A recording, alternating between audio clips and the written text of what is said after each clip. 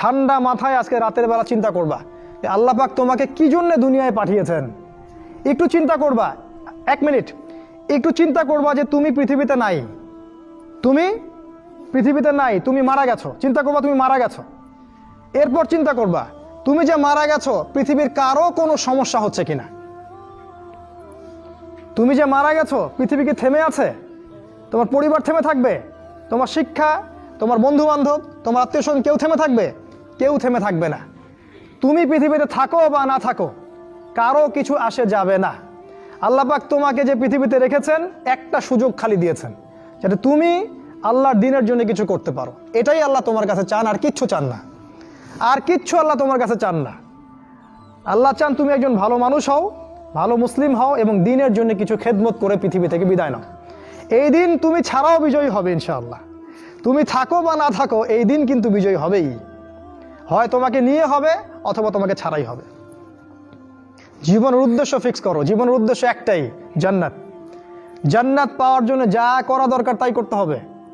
কোরআন হাদিস মেনে চলা থেকে শুরু করে আমল করা, আদব আখলাক সব কিছু এর মধ্যে চলে আসবে ইনশাআল্লাহ। আল্লাহ পাক তোমাকে পথ দেখাবেন। আগে তুমি জীবনের উদ্দেশ্য ফিক্স করো। একটা কথা বলি, সবাই তোমাদেরকে বলবে জীবনে সফল হতে হবে। অনেক কথা আমি বলছি আমার ব্যক্তিগত অভিজ্ঞতা থেকেই বলছি। আল্লাহ পাক আলহামদুলিল্লাহ ফার্স্ট সেকেন্ড ছাড়া রেজাল্ট আমাদের হতো না। যখন থেকে আমরা বুঝতে পেরেছি যে ট্র্যাকে আমরা যাচ্ছি সে ট্র্যাকটা ভুল, সে ট্র্যাকটা ভুল, এই বুঝটা যখন থেকে আসছে আমাদের মধ্যে, আমরা চেষ্টা করছি অন্যদেরকে আমাদের শিক্ষা দিয়ে সচেতন করার জন্য। আমরাও ভুল করেছি, ভুলের উপর ভুল করেছি। আল্লাহ পাক যেন মাফ করেন, আল্লাহুম্মা আমিন। সাফল্যের সংজ্ঞা শেখানো হতো আমাদেরকে পরিবার থেকে। সফল হতে হবে বাবা, নিজের পায়ে দাঁড়াতে হবে, বাবাকে দেখতে হবে, মাকে দেখতে হবে, অমুক তমুক ইত্যাদি ইত্যাদি।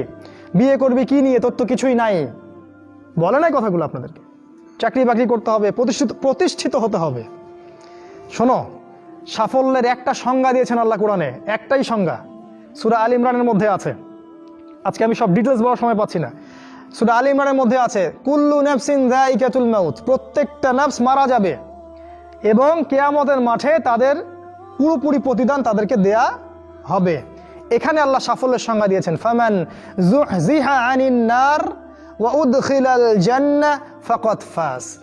ওই দিন কিয়ামতের মাঠে যাকে জাহান্নাম থেকে বাঁচানো হবে আর জান্নাতে প্রবেশ করানো হবে, ফাকাদ ফাজা, এই ব্যক্তি হচ্ছে সফল। সাফল্যের সংজ্ঞা কোথায় পাইলেন? যদি আমরা জাহান্নাম থেকে বাঁচতে পারি প্রত্যেক ব্যক্তি এবং জান্নাতে যেতে পারি, সেই সফল। এছাড়া কেউই সফল না, এই পৃথিবীর কেউই সফল না, কেউ না। সে যত বড় রাষ্ট্রনেতা হোক, পণ্ডিত হোক, বিজ্ঞ হোক, পণ্ডিত কে হয় হোক, যার দাপটে সারা বিশ্ব কাঁপে, এও সফল না যদি না সে জান্নাতে যেতে পারে। কিন্তু একজন এই ভ্যান চালক, এক রিক্সা চালক, এক আমার ওই গরিব চাচা, ওই কৃষক, সে যদি হিসাব দিয়ে জান্নাতে যেতে পারে, সে সফল। তিনিই সফল, তিনিই আল্লাহর কাছে পছন্দের বান্দা। অতএব জীবনের উদ্দেশ্যটাকে ঠিক করে ফেলো, এটা প্রথম কাজ। দ্বিতীয় কাজ, তোমাকে জ্ঞান অর্জন করতে হবে। দ্বিতীয় কাজ, কিসের জ্ঞান অর্জন করবে? যে জ্ঞান তোমাকে আল্লাহর দিকে নিয়ে আসবে সেই জ্ঞান অর্জন করতে হবে। কোন কোন সাবজেক্ট পড়তে হবে তোমাকে? তোমাকে প্রথমত কোরআন পড়তে হবে, তেলাওয়াত করা শিখবে, অর্থ জানবে, আরবি ভাষা শেখার চেষ্টা করো, কোরআনের আদেশ মানো, নিষেধগুলো ছেড়ে দাও এবং কোরআনের দাওয়াত মানুষের কাছে পৌঁছে দাও। কোরআনের দাওয়াত মানুষের কাছে পৌঁছে দাও এবং কোরআনের বিধান বাস্তবায়নের জন্য আল্লাহর পথে চেষ্টা করো। আর কি সাবজেক্ট পড়তে হবে? তোমাকে হাদিস পড়তে হবে, রাসূলের হাদিস, অসংখ্য হাদিস, এগুলো পড়তে হবে তোমাকে। আর কি পড়বে? ইসলামের ইতিহাস তোমাকে পড়তে হবে। ইসলামের ইতিহাস জানবে না তাহলে হীনমন্য জাতি হবে। তুমি জানবেই না তোমার এই বাপ দাদারা ছিল সিংহ পুরুষ, তুমি এটা জানবেই না। তোমার শেকড় যে এত সিংহ পুরুষ দিয়ে ভর্তি, এটা তুমি জানোই না। এজন্য হীনমন্যতায় ভোগো, মনে হয় যে আমাদের কেউ নাই, আমরা এতিম।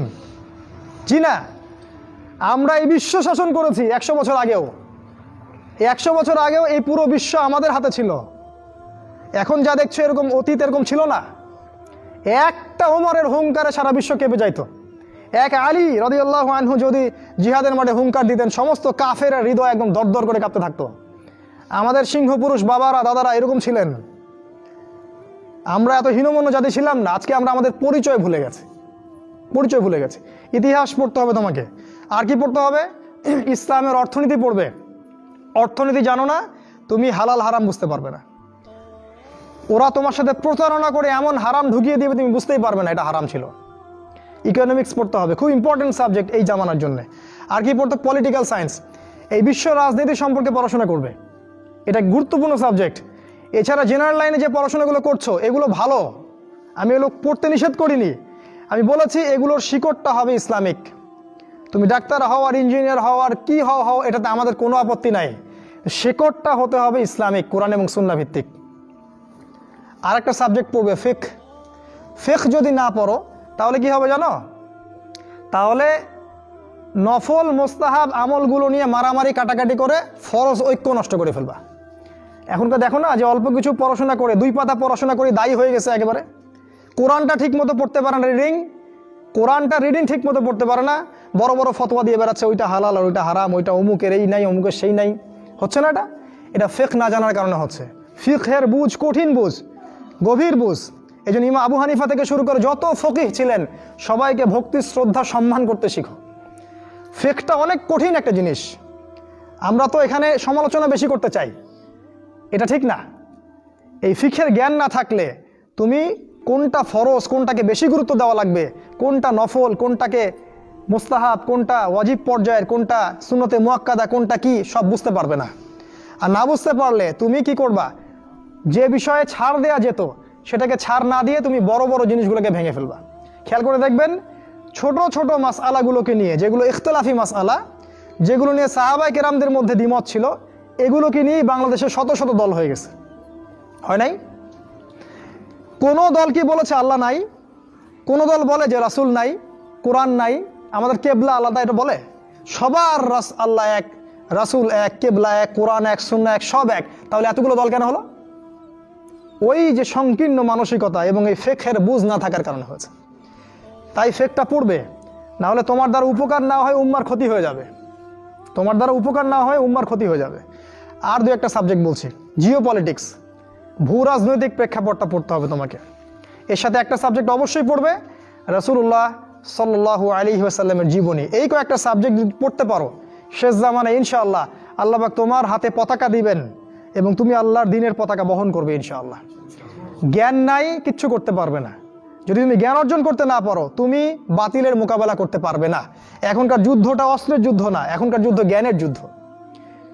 তুমি ওদের সাথে অস্ত্রের যুদ্ধ করে পারবে না, এখনকার যুদ্ধটা জ্ঞানের যুদ্ধ। ওটাও আসবে সামনে, যখন ইমামুল মাহদী আসবেন সারা বিশ্ব জুড়ে মালহামা শুরু হবে, তখন মহাযুদ্ধ। এই ফিজিক্যাল স্ট্রেংথ নিয়ে, মেন্টাল স্ট্রেংথ নিয়ে, ইমানের স্ট্রেংথ নিয়ে পারবে না।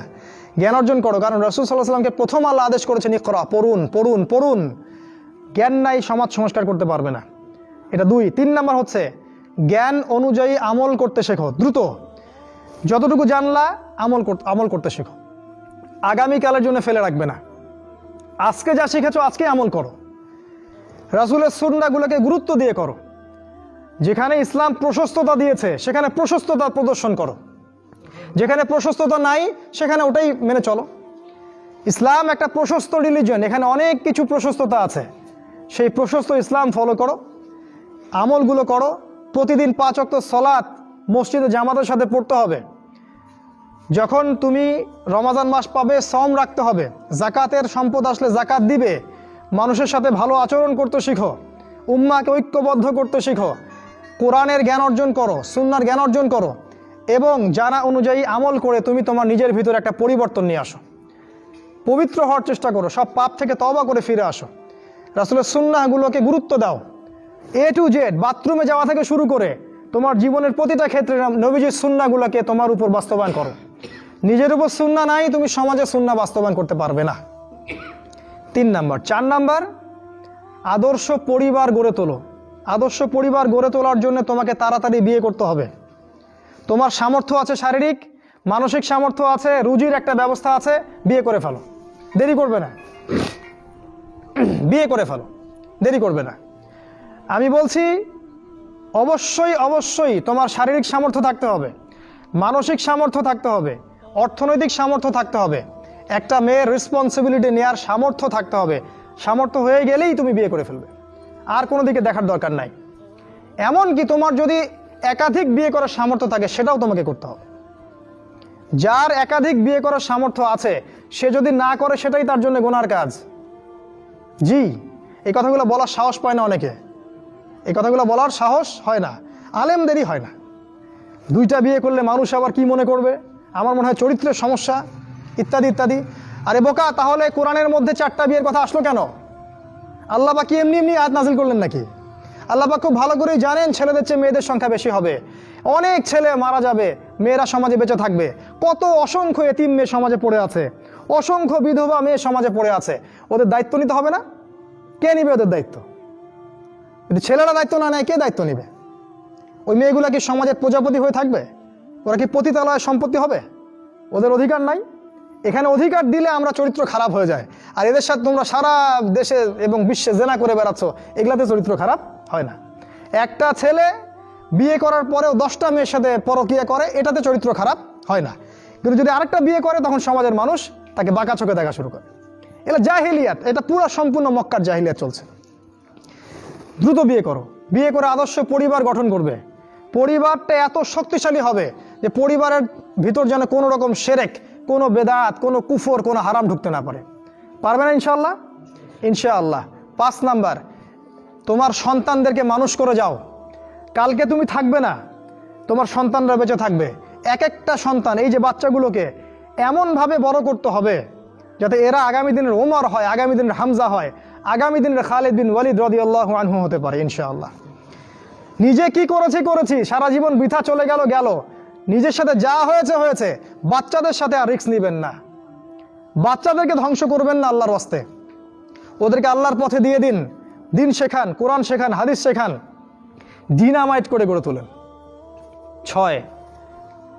7 নাম্বার, হালাল রিজিক অন্বেষণ করো তোমরা। রিজিকটা যত ছোট পেশা হোক না কেন, যদি হালাল হয় অবশ্যই সেটাই উত্তম। আর যত বড় পেশা হোক না কেন, যদি হারাম হয় সেটা তোমার জন্য জাহান্নামে যাওয়ার কারণ হবে। অনেক বড় পদ আছে কিন্তু সেখানে ঘুষ আছে, সুদ আছে, প্রতারণা আছে, সেখানে যাবে না। আল্লাহর ওয়াস্তে সেখান থেকে দূরে থাকো। আর তুমি যদি কৃষক হয়ে থাকো, তোমার রুজির মধ্যে হালাল থাকে, তুমি কৃষিকাজ করেই সংসার চালাও, কোনো সমস্যা নেই ভাই, কোনো সমস্যা নাই। লজ্জার কিছু নাই, অপমানের কিচ্ছু নাই। তুমি আল্লাহর কাছে প্রিয় বান্দা। আল্লাহ পাক বলেছেন, ইন্নাল্লাহা তাইয়্যিব লা ইকবালু ইল্লা তাইয়্যিব। আল্লাহ পাক পবিত্র, পবিত্র রিজিক ছাড়া তিনি গ্রহণ করেন না। সারা জীবনের ইবাদত কবুল হবে না যদি আপনার রিজিকের মধ্যে হারাম থাকে। কিচ্ছু করার নাই, নবীর কথা পাল্টাতে পারবেন না। সারা জীবন সুদ ঘুষ খেয়ে বছর বছর হজ উমরা করবেন আর হাদিস সাহেব লকব লাগাবেন, ওইসব করে লাভ নাই আল্লাহর কাছে, কোনো লাভ নাই। ওইরকম হজ আবু জেহেলও করতো, আবু জেহেল হজ করতো এরকম। ওইসব হজ উমরা আল্লাহ পাকের কাছে দেখায় লাভ নাই। রিজিক হতে হবে পিওর, পরিশুদ্ধ, যেটা খুব ডিফিকাল্ট। এই জন্যে আপনাকে নাসিহা করছি, কৃষিভিত্তিক অর্থনীতির দিকে চলে আসেন। কৃষিভিত্তিক অর্থনীতি, এটা আপনার জন্য ভালো হবে ইনশাআল্লাহ। আর ব্যবসা ভিত্তিক, কটা বললাম? 7, 8 আর 2-3টা বলে শেষ করছি। 8 নাম্বার হচ্ছে শারীরিকভাবে শক্তিশালী থাকতে হবে। এর জন্য আপনাকে নিয়মিত ব্যায়াম করতে হবে, নিয়মিত ফিজিক্যাল এক্সারসাইজ বলেন, জিম বলেন, অন্য যে বিষয়গুলো আছে এগুলো আপনাকে করতে হবে। যে খাবারগুলো আপনি খাবেন, প্রত্যেকটা খাবার বিশুদ্ধ কিনা অবশ্যই পরীক্ষা করে খাবেন। এমন কোনো খাবার খাবেন না যে খাবার প্রস্তুত করেছে ওরা, অর্থাৎ ওরা, বুঝতে পারছেন কারা? কারণ ওদের খাবারের মধ্যে এমন কিছু থাকে যেটা আপনাকে আস্তে আস্তে আস্তে আস্তে ধ্বংস করে দিবে।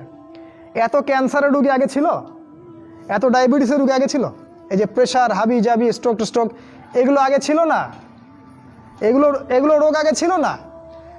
বিগত এই 50 বছরে দেখবেন এমন এমন সব রোগ এত বেশি বেশি করে বাসা বেঁধেছে যে আমাদের প্রজন্মের পর প্রজন্ম ধুকে ধুকে মারা যাচ্ছে এখন। অতএব খাবারের ব্যাপারে সচেতন থাকবেন। এমন খাবার গ্রহণ করবেন না যে খাবারটা বিশুদ্ধ না, যে খাবারটা ম্যানুফ্যাকচার, সেটা গ্রহণ করবেন না। মানে মানুষ ওই কলকারখানায় তৈরি করেছে এমন খাবার খাবার খাবেন না। নিজে খাবার উৎপাদন করে খান, নিজে চাষ করে খান, খাঁটি জিনিস খুঁজে খুঁজে খাবেন। আল্লাহর ওয়াস্তে এটা নসিহা করছে এই কারণে, আপনি প্রচণ্ড অসুস্থ হয়ে যাবেন যদি আপনি ওদের খাবার খান। আজকে বুঝতে পারবেন না, যখন হবেন তখন আমার কথা বুঝতে পারবেন। এটা কত বলো? 8, 9 নাম্বার মুসলিম উম্মাহ, আর 2টা বলে শেষ করছি। 9 নাম্বার হচ্ছে মুসলিম উম্মার মাঝে এই যে বিভক্তি চলছে, আপনি বিভক্তিটাকে দূর করে একটা জায়গায় নিয়ে আসার চেষ্টা করেন। কিভাবে করবেন? নতুন একটা দল খুলতে হবে না। আপনি যদি একটা প্রতিষ্ঠান করে থাকেন, একটা ফাউন্ডেশন করে থাকেন, একটা সংগঠন করে থাকেন, যেটাই করে থাকেন, আপনি যদি এতটুকু নসিহা গ্রহণ করেন যে হ্যাঁ, এই শততা বিভক্ত এই উম্মার প্রত্যেকেই আমার ভাই, সে যে মাযহাবই হোক আর যে তরিকাই হোক, সে আমার ভাই, সেও মুসলিম, আমিও মুসলিম, তার সাথে আমার কিছু বিষয়ে হয়তো দ্বিমত আছে, কিন্তু এই না, তার মানে এই না যে সে কাফের আর আমি মুশরিক, সে কাফের আর আমি মুসলিম, এমন নয়। প্রত্যেকেই আমার ভাই।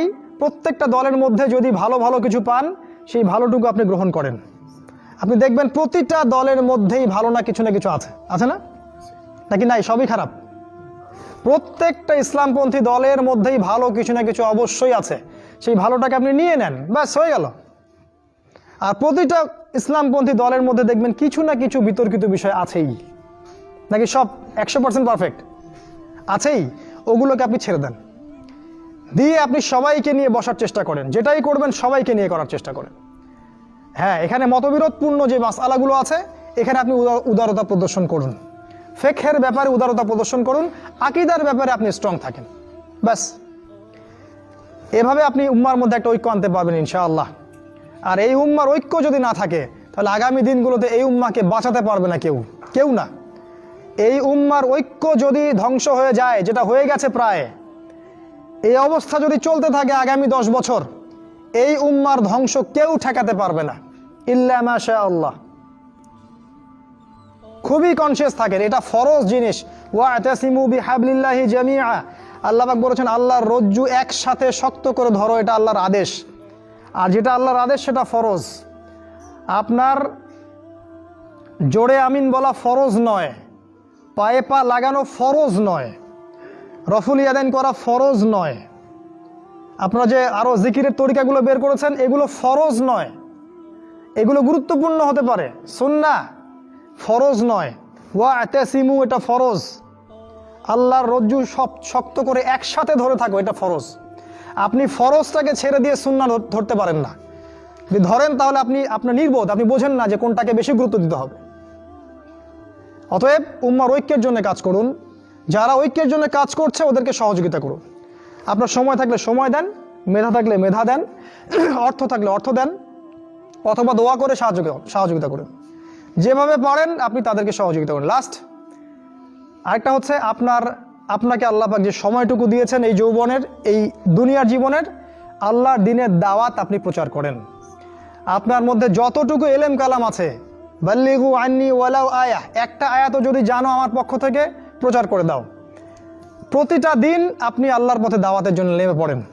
ফুল টাইম দায়ী হতে বলছি না আমি, পার্ট টাইম দায়ী হয়ে যান। প্রতিটা দিন কিছু না কিছু সময় আল্লাহর দ্বীনের জন্য ব্যয় করেন। মসজিদে বসেন, তালিম করেন, লোকজনকে নামাজের দিকে ডাকেন, আল্লাহর পথে সময় দেন। আপনি যারা দ্বীনের পথে কাজ করছে ওদেরকে হেল্প করেন, নিজে দাওয়াতি কাজ করেন, আপনার সেক্টরে দাওয়াতি কাজ করেন। নিজের মধ্যে, নিজের বন্ধু মহলে, পরিবারে, আপনার আত্মীয় স্বজনের মধ্যে দাওয়াত দিতেই থাকেন। শোনে শুনুক, না শুনুক নাই, কথা বোঝেন নাই? শুনুক বা না শুনুক, আপনি দাওয়াতি কাজ করতেই থাকেন। ইনশাআল্লাহ এই 10টা কাজ যদি আপনারা যুবকরা করতে পারেন, আমি আশাবাদী ইনশাআল্লাহ আগামী দিনগুলোতে আপনিই হবেন ইমামুল মাহদীর সৈনিক ইনশাআল্লাহ।